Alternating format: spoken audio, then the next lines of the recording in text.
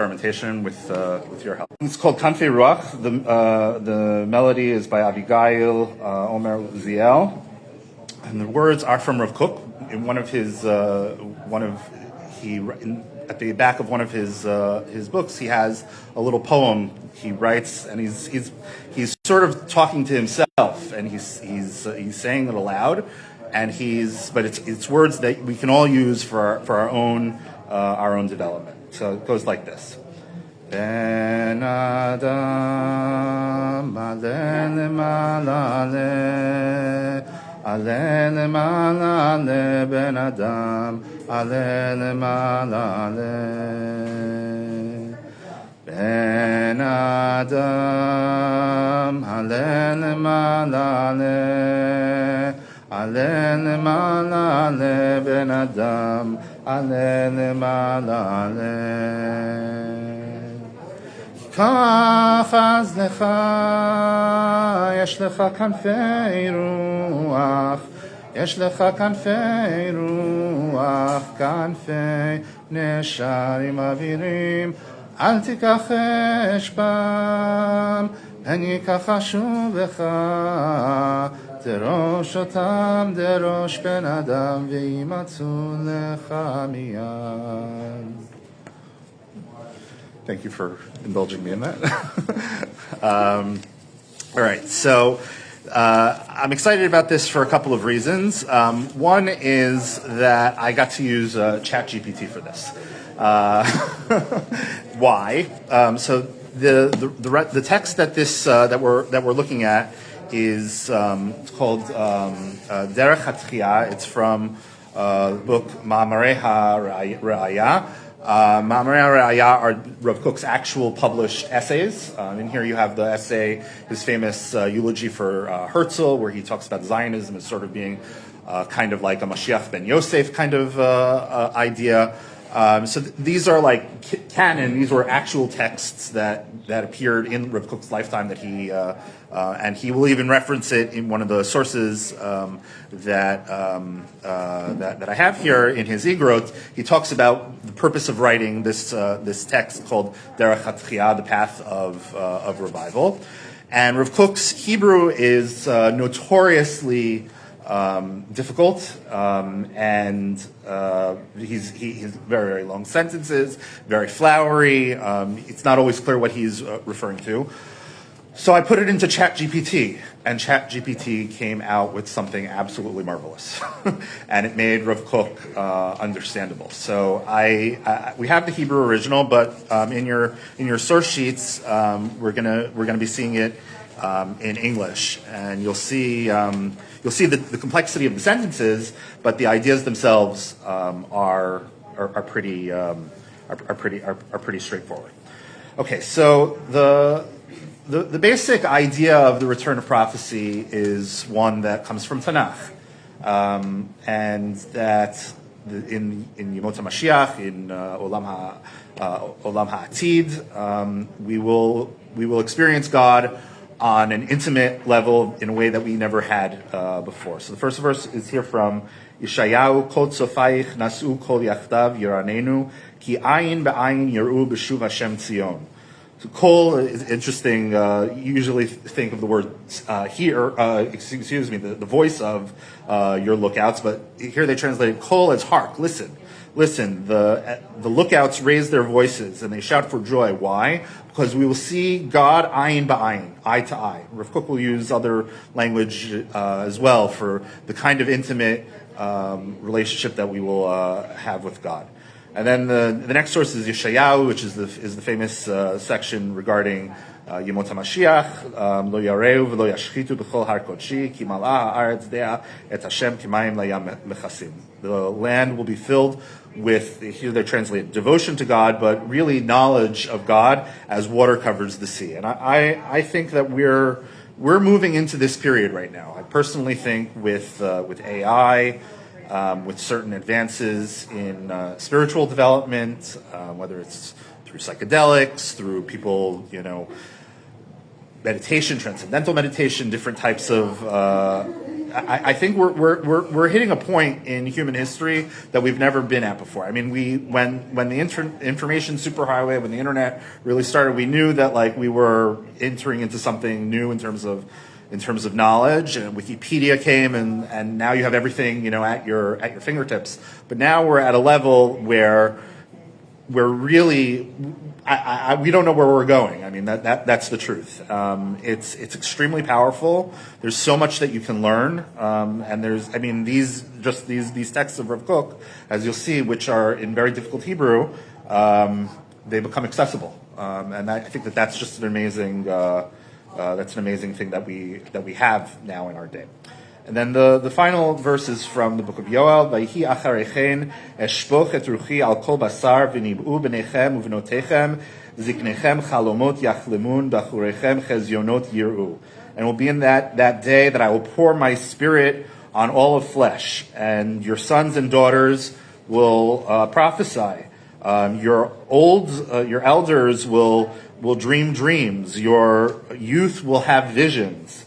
Gam al abadim v'hashvachot bayamim hahem eshpoch et ruchi. Even among the servants, the slaves, everyone from the lowest to the highest, from the youngest to the oldest, everyone will have this spirit of God, the Ruach Hashem, upon them. So Rav Kook saw the period that we're in now. Everybody knows that he viewed things in a messianic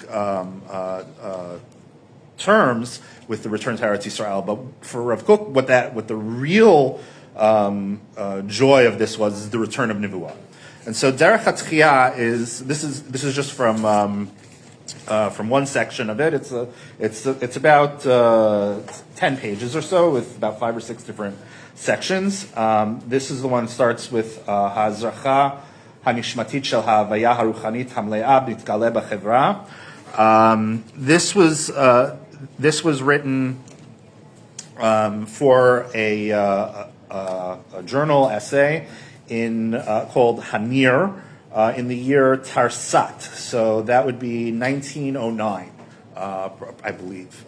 So at that point, he was the Rav of Yafo. Tel Aviv was just being founded in 1909. I think 1909 was the year Tel Aviv was founded. He was brought to Eretz Yisrael to be the Rav of Yafo v'Hamoshavot, and this was a major event for him. And he saw, and he's really. This is even, again, this is the early Zionist movement, even before the Balfour Declaration, and they're building the new first Hebrew city.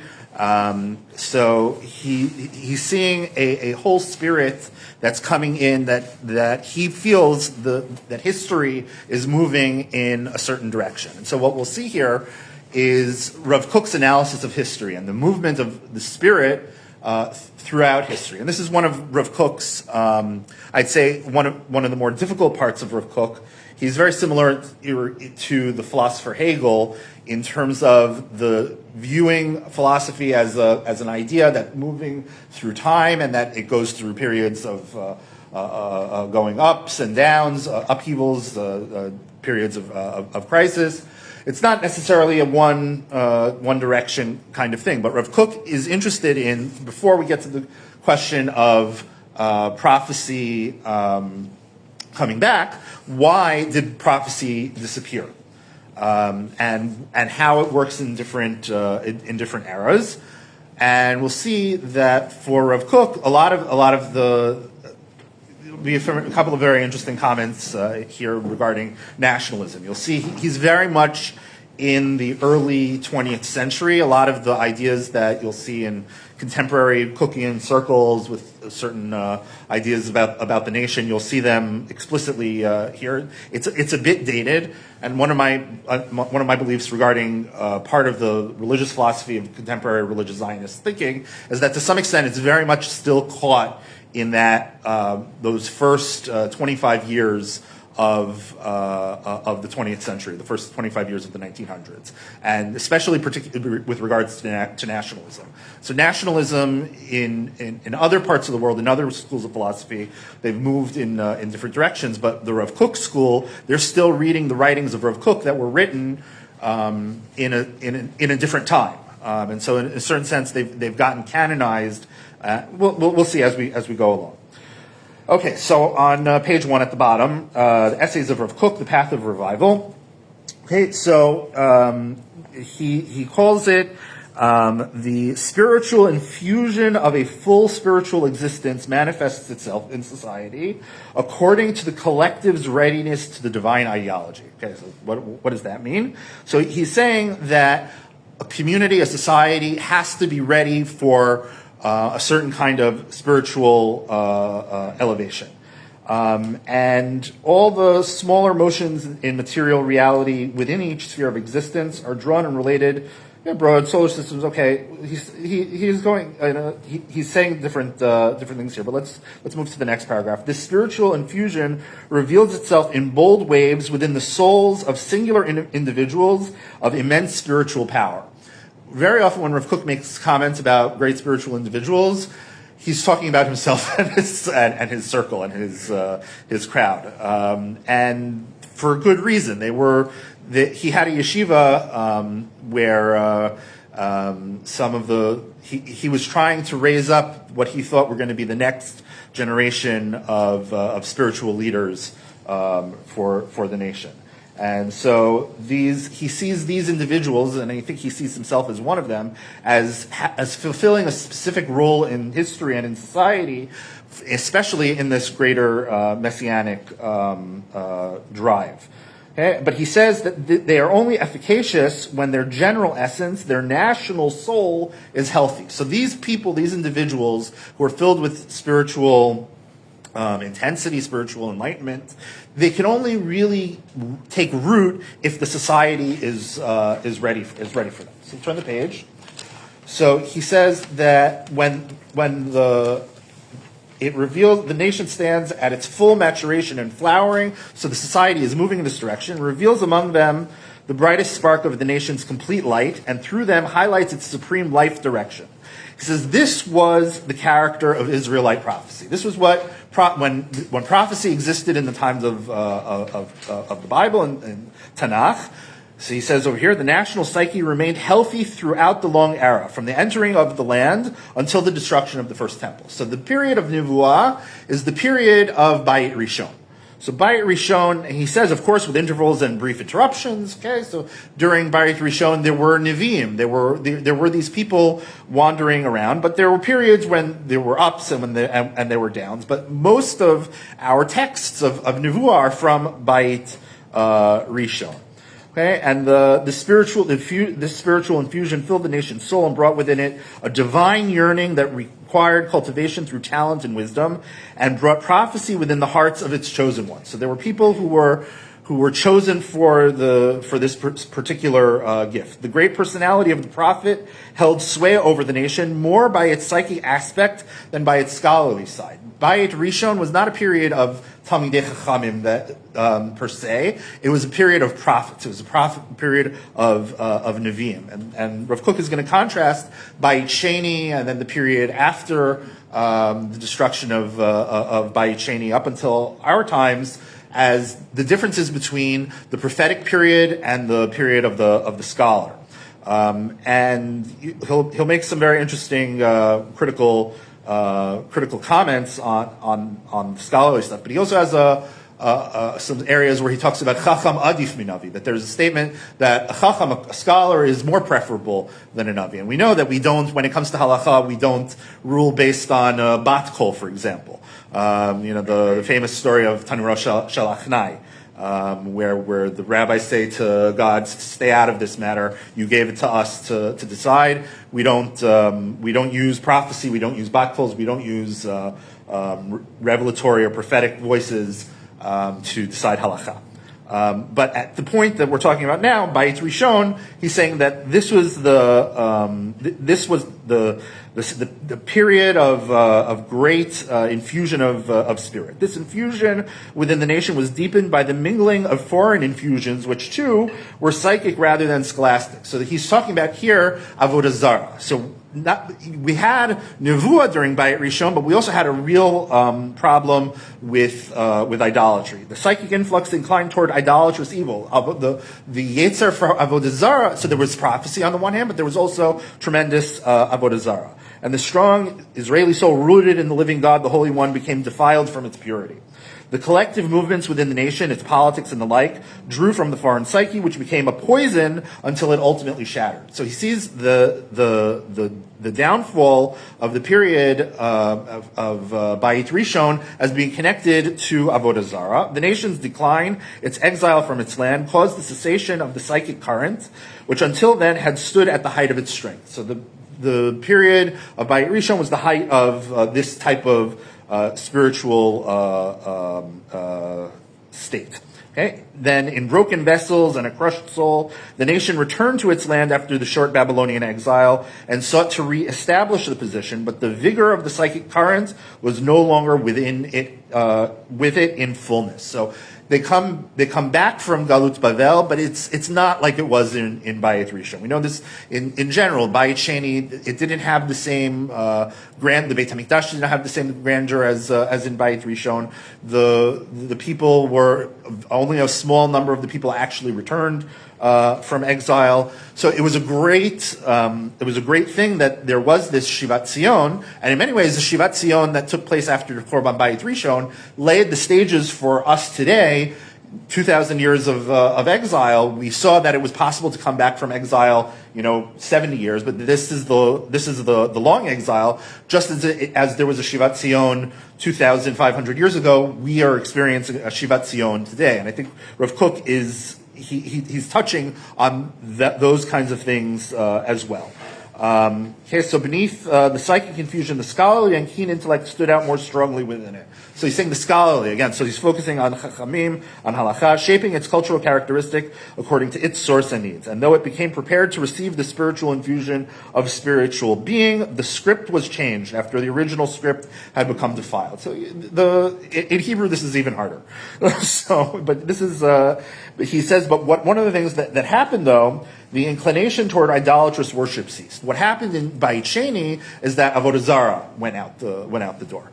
There are those who say that this is because of the influence of Hellenism, the Greek approach, the rationalist philosophical approach was part of what made certain pagan idolatrous practices go out of vogue. But for whatever the main reasons that it happened, we know that in the Second Temple period, it wasn't the same.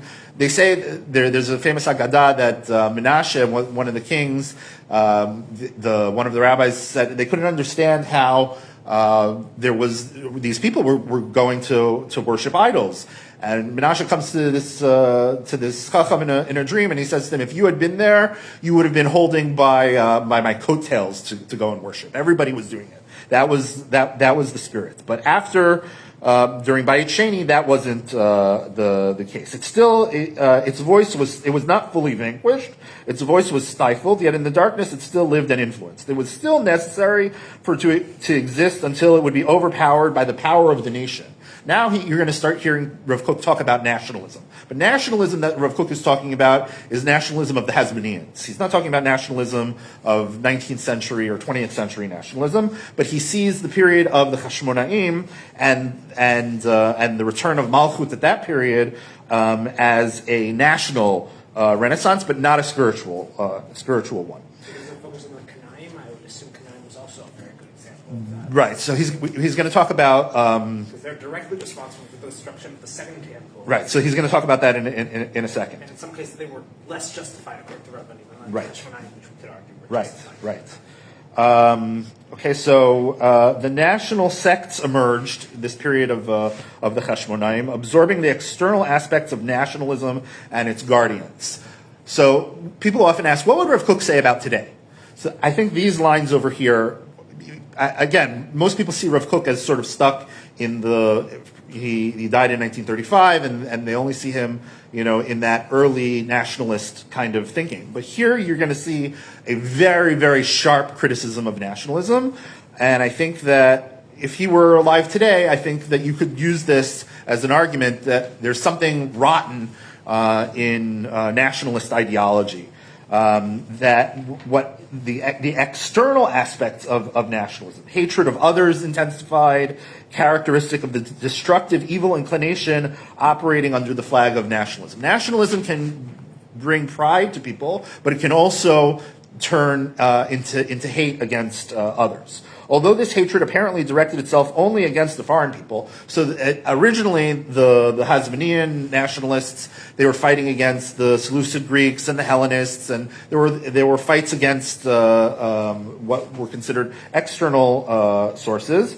But over time, it turned inward, an internal plague. And what happened? Brotherly hatred increased, sinat chinam, sinat achim, destroying all national goods. So nationalism has this power that can be destructive, and then ultimately it destroys the nation itself. And you see this hyper nationalist countries. When they go to war, they end up fighting amongst themselves. However, he says, individuals still served in the Holy Spirit, gazing through the lens of holiness toward the higher direction of spiritual infusion found within the trait of the national soul as a whole. So he's talking about the national soul as a whole has this high divine spiritual infusion, but these were only individuals. So he's saying that there were people who were great spiritual figures, but he says that they were individuals. Why is this important? Because in our time, it's supposed to be everybody. Everyone is supposed to be filled with this kind of spiritual infusion. But you can see him already. He's working his way through history and how the collective was ready, whether the soil was ready for the spiritual infusion or not. The scholarly pedagogy remained weak against the demands of life. Hence, the pathways of life, especially in politics, were delivered into the hands of people distant from the ideal divine soul, which is the source of Israel's soul. So now he's talking about the rulers of Beit Hashmonaim, Herod and those kings. The aspiration to increase oneself, to infuse the soul with that of earlier days, was sometimes felt within the nation. So he's saying it was there at times. Sometimes great psychically infused figures who sought to return the nation to its youth by personal psychic action to bring it to psychic elevation rose up. Yet the time was not yet ripe. This concept of the time not being ripe is that's ultimately like what Rav Kook is about. Like he's looking at history and he's saying what exactly is happening at a certain point in history, and why is it that certain ideas succeed at certain times and certain ideas fail. And this is where he says something totally like mind-blowing. He says, in such a weak state, Christianity came and brought fractures into the nation. So you were talking about the Essenes. So one of the early groups was this group of ragtattle followers of this Nazarene priest man from Nazareth that they believed was the Mashiach. And Rav Kook says about him, its founder had a wondrous personal power and a great psychic infusion. He's talking about Yeshua ben Miriam, Jesus. He's saying that he had a great personal power and he was filled with a certain amount of great spiritual infusion. But he did not escape the idolatrous deficiency of psychic elevation without moral and scholarly instruction.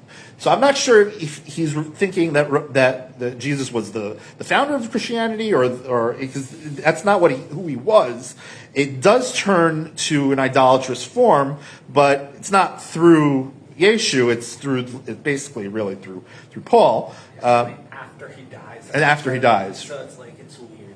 So he says, thus the nation surrendered to his psychic flow and to his adherents. So the people who ended up following the early Christian sect until they lost their Israelite character and became estranged in deed and spirit from their source. That the early Jews who followed Yeshu, the early Christians were Jews, but eventually they turned off and they went down their own path and they disconnected from the source of Judaism.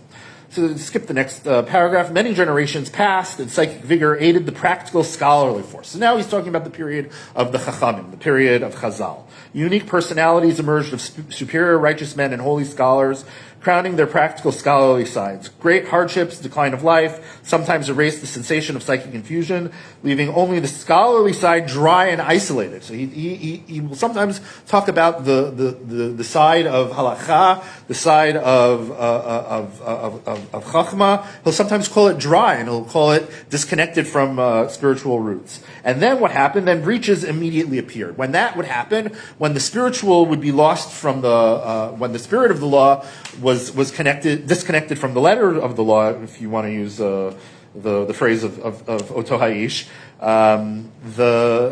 he says that's when the breaches, that's always when the problems would come. Individuals with impure personalities, obscured by clouds of false visions and inclined to evil, arose and planted visions. He's being very vague. You can read between the lines exactly who it is that he's talking about at which times. And he says these were the false messiahs of various sorts who confused the world and caused great evil. That there were Mashiachei Sheker throughout history, and then he jumps from Christianity, and then he moves on to Shabtai Tzvi and the rise of Chassidut.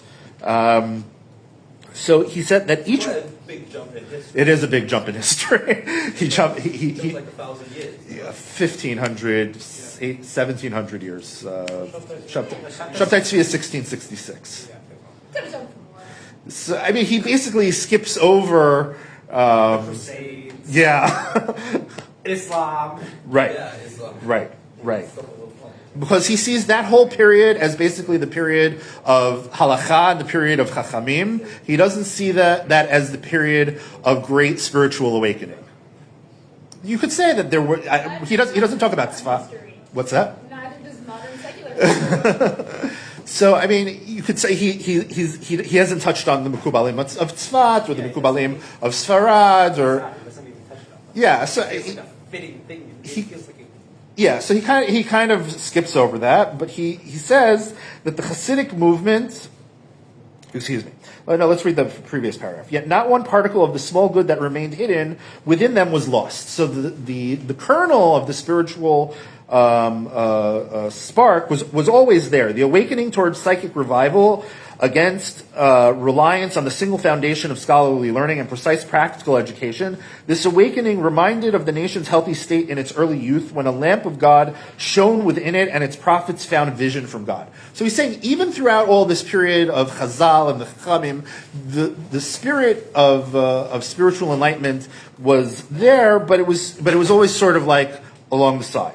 The Hasidic movement, however, also emerged from the demand for psychic infusion, which had fallen asleep. So what was this period? The movement of Hasidus. Psychic infusion. What do you mean by that? So the word he uses in Hebrew is hapsichika.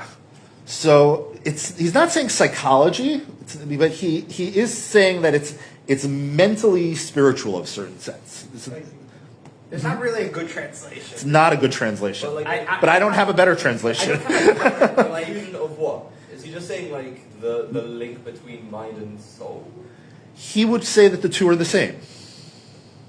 He would say that and we'll see a little bit about how Rav Kook understands imagination and creativity. He's very much basing this on Rambam, it feels, his entire thing. Because The Rav Kook and the Rambam, that would take another shear, but he's definitely aware and thinking of the Moreh Nevuchim at times. There's no question. Of prophecy, especially regarding like prophecy being a psychological thing, it's very much Right. So there, in further parts of Rav Kook, not in the citations that I bring, he talks about, do you need to be spiritually prepared for prophecy, or is it something that just can come upon the individual automatically? There are differing opinions.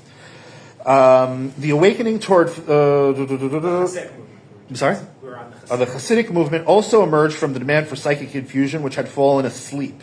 So the psychic infusion had fallen asleep after the unsuccessful experiment of the last false messiah, Shabtai Tzvi, who reduced psychic infusion to insanity and intoxication of evil, and its subsequent and unabashed alienation during the time of the partially official false messiah, Frank and his group. There was fear that the nation would totally forfeit every remnant of the living power of psychic infusion. So he's talking about the fears of Chassidut, and return solely to rote learning of letters and to the observance of deeds, commandments, and customs in a bent neck and crushed heart, and at last would perish from lack of freshness and elevation of the soul. So Rav Kook he's making some very sharp criticisms of those who criticized Chassidut, but then you'll see in a second that he makes the same criticism of Chassidut, and then he praises those who were the critics of Chassidut.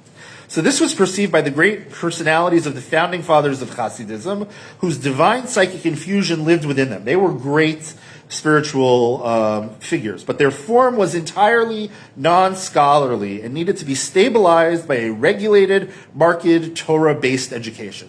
So Rav Kook is sort of saying, like, the Baal Shem Tov, one of the big criticisms of the Baal Shem Tov was that, okay, he may have been a great spiritual figure, but he wasn't a Talmid Chacham. The Vilna Gaon was, may not have been the most charismatic person, but he was the greatest scholar in centuries.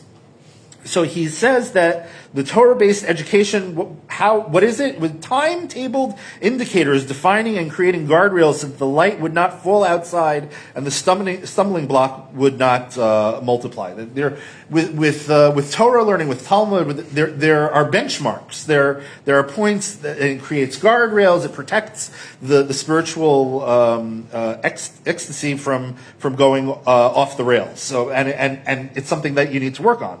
So he says then, yet an internal preservation existed within them to maintain this inclination from producing the same anomaly of the abnormal psychic infusions that had preceded them. He's talking about the Shabtai Tzvi stuff, and it was a wonderful yearning love for the nation.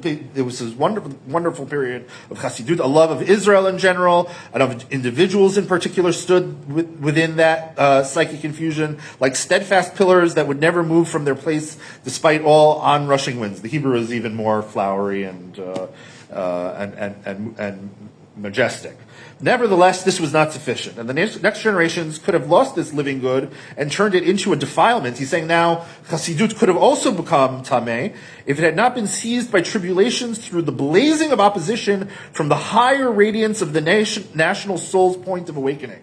So he's talking about the criticism of Chassidut as also being from the point of the nation's soul of awakening in scholarly and practical education, which nevertheless also includes the living infusion, but for him was secondary to the essential. Meaning for the Misnagdim, the spirit, the ruach, was less important than the learning and the observance of the halacha. This is the Torah-based psychism of the Vilna Gaon, which stood as a fortress against the expansion of divine psychic infusion of the Baal Shem Tov psychism, which was not sufficiently grounded in scholarly education, and indeed there was reason to fear that it might become estranged over time. So you can see Rav Kook is going back and forth with regards to Chassidut and Mitnagdut. Okay, so Sounds like in total he's saying, so this is an important attribute and this is an important attribute, but we can't go too far to either side. We should learn to balance each other. this is where he's Hegelian. He's always, there's a thesis and antithesis. He's always synthesizing. This needs to be balanced with this. That needs to be balanced with that. Rav Kook in general he sees things in shlemut. He doesn't. If you take Rav Soloveitchik, for example, the word that I would use most to describe Rav Soloveitchik is dialectic.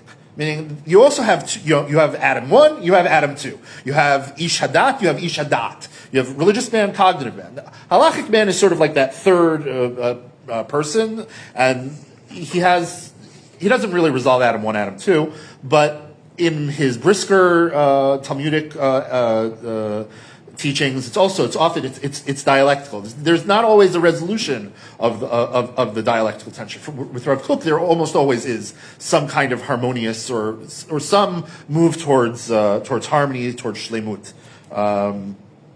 Okay, so then after Chassidut and Hitnagdut, then comes the period of the Haskalah. And the period of nationalism. And that's the period that the national psychism begins to send out waves. At first, it takes its external aspects without adding its internal divine soul. So now he's talking about the parts of early Zionism. At first, it will be content with revival of language. So he's talking about Eliezer ben Yehuda. So first, we're going to revive the Hebrew language, the land, knowledge of lineage, history, and a stuttering longing. It's interesting that he uses there's a longing, but it's not a complete intense longing. If no divine spark enters their midst, the soul will be filled with anxiety. Where is true love? We were talking about Shakespeare before. Where is love of Zion and love of Jerusalem, which in all the psychic weakness was nonetheless moist and fresh in the hearts of the exiles' fathers, filled from the wanderings in exile? So he's talking about, the yearning for Eretz Yisrael and to be returned, but it's not just a nationalist revival. It's one filled with love. The coming great question in its time will remind the living nation. So now he's predicting what will happen. All its builders and its youth and all who hold tightly to return to the psychic source, the source of vision and prophecy, received precisely through the immense faith in God that follows all freedom, all research, and logic. So as you were saying, the idea of Rambam, notion of prophecy here, logic, research, freedom, all unlimited forms and innumerable experiments of brilliant and rational life orders. So these examples where he's talking about prophecy is that kind of Maimonidean one. And with strong hands like iron and stature carved and a soul full of vigor, will the future Israeli youth, they changed it Israeli, it wasn't Israeli back then, would have been maybe more Israelite youth, approach the revival of his nation and his land, and under the banner he will speak in the name of the Holy Land, and in the God of Israel he will glory from within a deep and living current. And living dew, next page, and living dew will descend then from the currents of actual spiritual being upon the dry bones which trembled from the destruction of dry logic, bloodless metaphysics, and rotten skepticism. So here he's being critical of dry philosophy and metaphysics that doesn't have passion in it. And they shall come and sing aloud upon the height of Zion. They shall be joyous in the goodness of the Lord, for the grain, for the wine, and for the oil. And their soul shall be as a watered garden, and they shall no more know sorrow. And the Spirit of God, hidden within it, will breathe upon them in all his might and strength, along a trodden road of courage, wisdom, holiness, and redemptive glory, renewing a new song and giving his people a new name, which the mouth of the Lord shall name. That's Derech HaTchiyah. So you can see that this is a very difficult piece of text, even in English. And I have to say, me trying to translate this would have been much harder than ChatGPT. This It was. does say Israeli. It has, yeah. So Ha-Yisraeli, but Rav Kook did not mean Israeli. There were no Israelis then. There were. Or would have the syntax, like, I'm assuming he would enough back. Is Hebrew when you add the yud to it? Yes, it does mean Rabbi Nachman uses the term ki ish ha-Yisraeli tzarich tamid. a person. It probably means person of the nation of Israel. So Israelite would be Right. So Yisrael. technically Israelite and Israeli. In that context, technically mean the same thing if you think about it. It's a weird. The word Israeli has developed a new connotation. Yeah. All right. So then the next source is from the Igrot, and this is where he talks. What was his point in Derech HaTchiyah?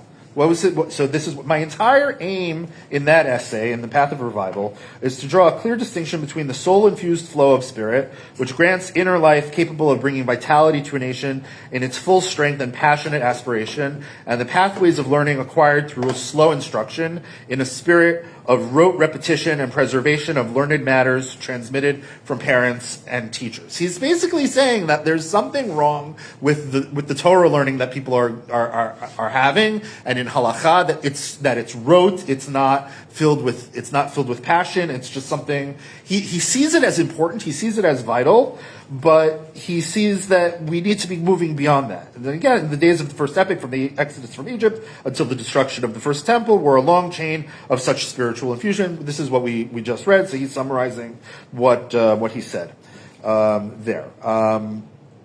Then the divine spirit, granted like a gift, a treasure, does not complete its task unless it is further developed through educational refinement. So he's saying that it still needs to be refined. And it needs to be taught.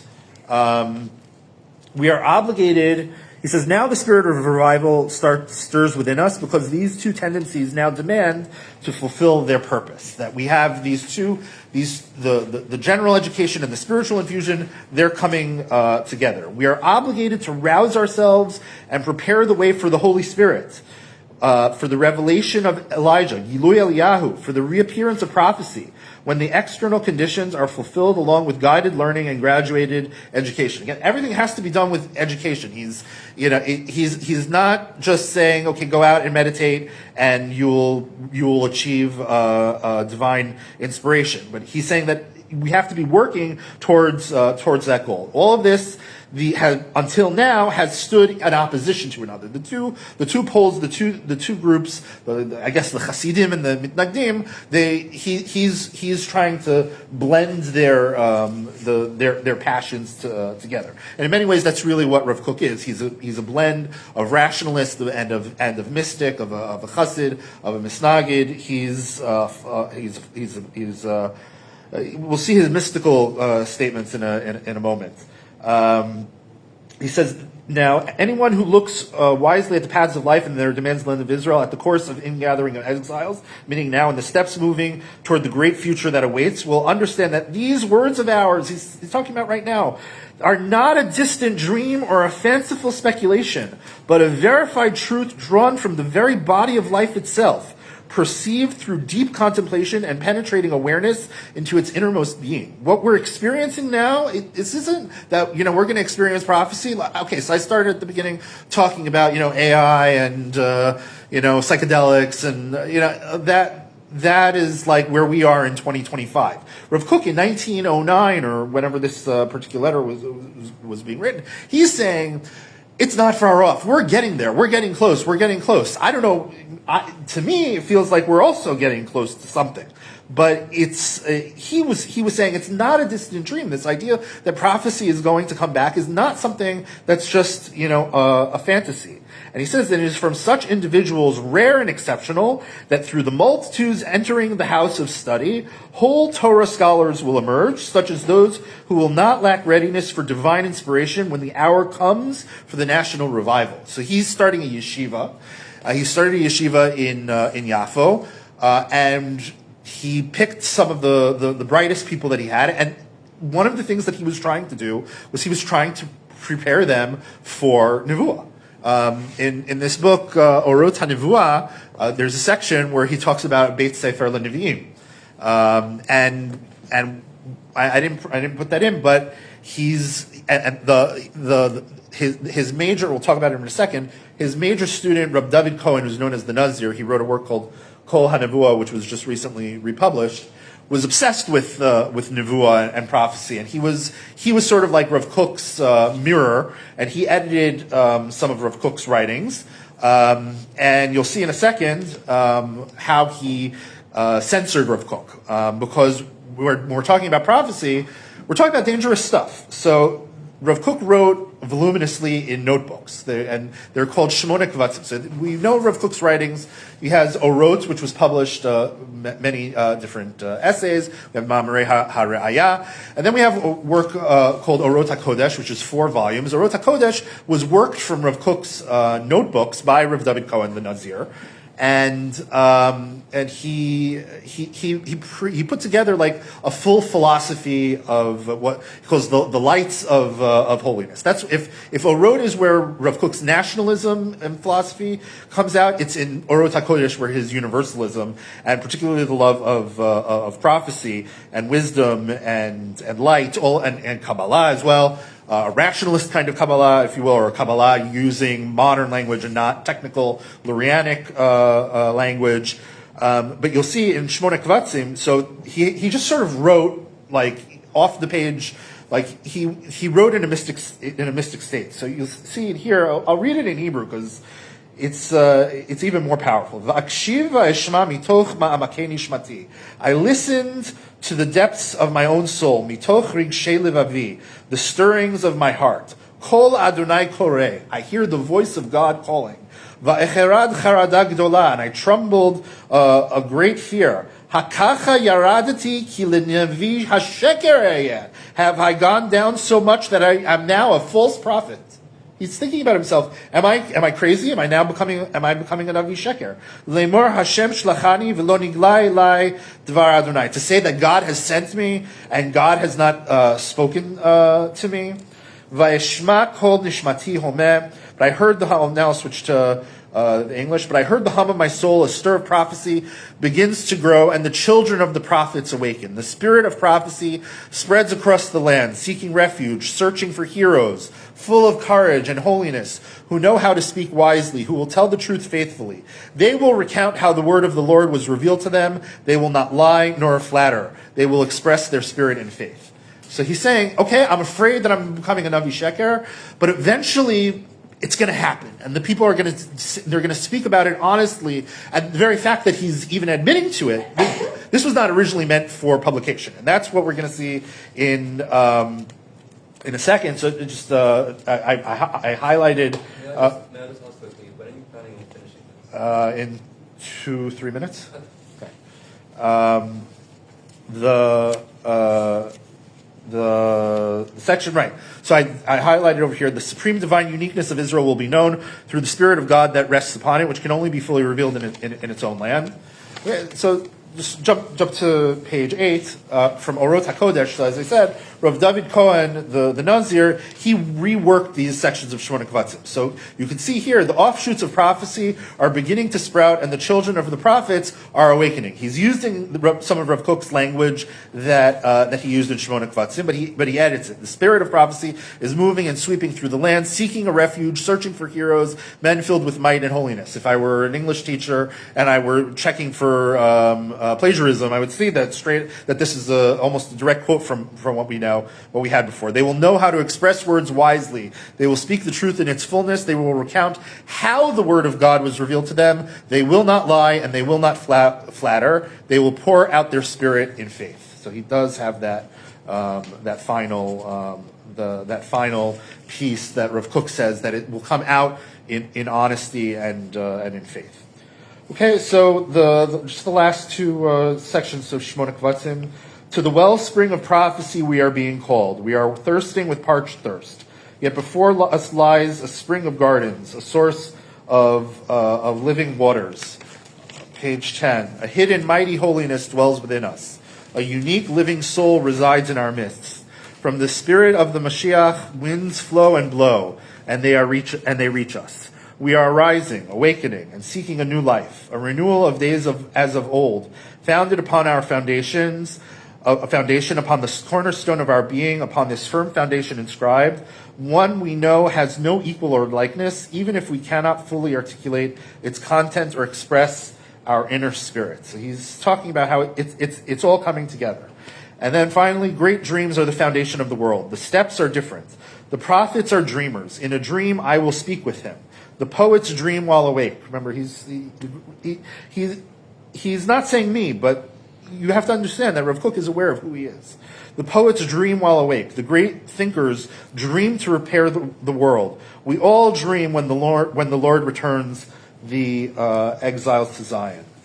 And then the vision of the dream will return and become a clear spectacle.